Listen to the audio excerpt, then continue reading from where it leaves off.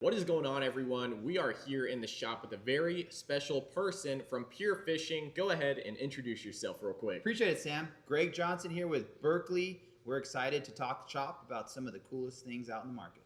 So this video here, we are going to be talking about the Berkley Moeba. It comes in two sizes. Is Moeba even the right way to say it? What's the overall consensus on this? Moeba, Moeba, Moesha, however you want to say it, it's up to you, but let's just say Moeba.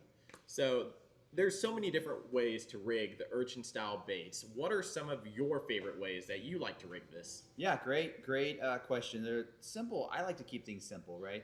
With the MaxScent technology, it allows to have a little bit more of a sink to it, which I hear is a big deal out in the fishing industry with the new urchin baits. So just a simple single hook, you can treble hook it and let it do what it does natural and sink.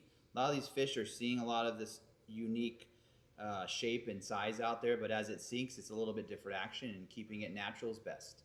Now, when it comes to storage, there's a lot of different ways out there on the market. What are some of the products that you recommend to store these baits? You know what? I'm seeing everything from the good old plastic bag to guys tricking out their own Plano cases. I think we've seen that here at Lake Pro. There's a local guy building a nice little installation inside the Plano.